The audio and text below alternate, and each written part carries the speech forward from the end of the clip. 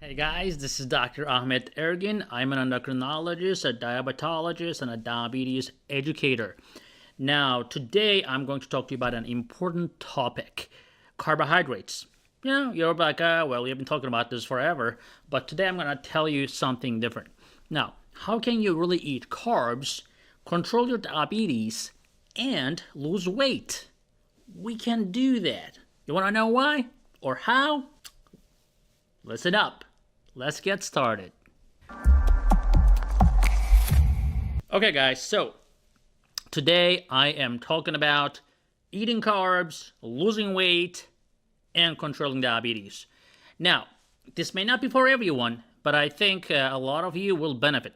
And always run this with your endocrinologist or diabetes specialist to make sure that what you're doing is going to work for you. If you're on medications for diabetes, certain medications may not work well with what I'm going to say. So make sure if you're on insulin, if you're on sulfonylurea agents, you may want to be very careful.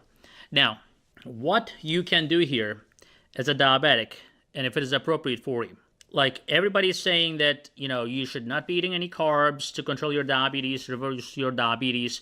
If you go on an Atkins diet or keto diet, you can reverse your diabetes forever, And then it is like super hard to find those people. I know where they are. They are writing comments on YouTube and stuff, but in reality, I don't see those patients in my clinic. Really, they're not there. It's just very hard to do because it's a human nature. We crave carbs and we have carbs everywhere and they have a lot of nutrients in them. Now, when I say carbs, I'm not talking about the junks, of course. Nobody tells you to go to the grocery store right now and grab all the candies and candy bars and all that stuff. No, we don't want that. We are talking about the healthy carbs that are not processed, the whole foods, right? So if you're eating whole foods, that is not going to hurt you unless you keep eating them.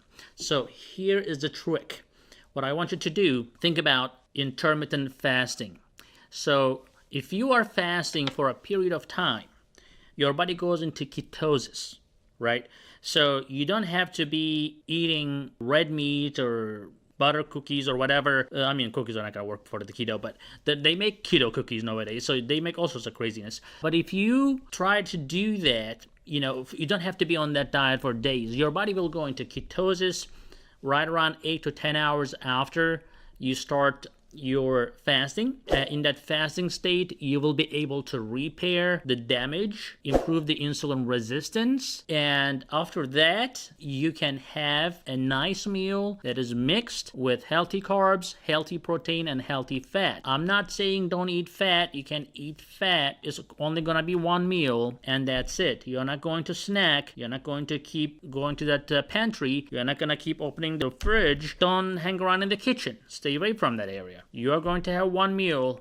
It's going to be a feast, and you will have whatever you want. Now, what else? Yes, I want you to be able to have whatever you want as long as they're whole foods and as long as they are natural, as long as they come from the earth, right? It's not man-made. It's not in a package. You can have what you want.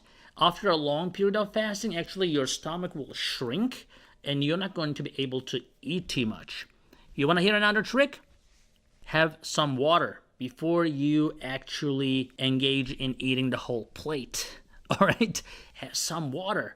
And actually, what I would recommend, let's say have a soup, a bowl of soup that you like if you're a soup person. If you're not, just have a small salad or something like that. And then go do something else. Take a break. If you're religious, go do some prayer. If you're not religious, go do some workout, whatever. Do something else that is not going to be too long, right around like 15-20 minutes. Guess what? You're going to come back to that table and you're going to realize that you don't want it anymore. Isn't that amazing? So all you did, you fasted 16 hours and now it's time to eat dinner and you're like, oh my God, I'm going to eat this, I'm going to eat that. You're making plans all day, So this is what happens, right? So I'm a Muslim and we have this Ramadan thing and the whole month it's like a Thanksgiving every day. It's a freaking huge table, all sorts of food and desserts, and it's a party every day. And then, people go to prayer, which takes forever, which kind of helps you burn the calories. But still, I don't lose weight at Ramadan. You know why? Because I'm guilty as charged. I end up eating some sweets because I crave for it. But when I don't, I lose weight. And a lot of people are like that. So as long as you don't eat like these desserts or calorie-dense foods, carbs are okay. You will still lose weight. And if you use that technique that I'm giving you, where you have a small, very small, like an appetizer, and leave the table, come back, you are not going to want to eat anymore. And then another trick that I don't want you to stay too late, because if you stay too late, you're going to end up getting hungry. What I want you to do after that fasting period, have that food, and if you want to come back after the appetizer, that's okay. You know, I'm not saying it's a trick, but it will make you eat less, right? So do that. If you want to come back, do that. But do not stay more than 3 hours after eating. By 3 hours, you should be able to go to bed. Since you didn't eat too much, hopefully, you know, you are going to have a wonderful sleep. You're going to wake up refreshed, and you may be hungry in the morning. And what's the trick to that? Well, have a cup of coffee. Coffee actually, it causes a little insulin resistance, it raises your blood sugar a little bit, which helps to prevent the excessive appetite coming in. Now, you may still be hungry, but if you can get over that, you can go another 16 hours very easily. Now, I'm not saying that do that every day, because doing that every day may not work as good as doing it every other day, for example, because your body is wonderful when it comes to adaptation. You can adapt to super little 500 calorie kind of diet and survive with that, you know, and you can adapt to 5,000 calories, and at some point you will stop gaining weight because you can only gain so much weight, or you're not going to gain as much weight with that 5,000 calories and so forth. So your body knows how to adjust. But in the obesity case, of course, by the time your body adjusts, you may be 300 pounds. That's a different story. But the bottom line is you need to do that every other day for it to be more effective. So if those people are telling you, don't eat this, don't eat that, you can never eat that ever again, just forget them.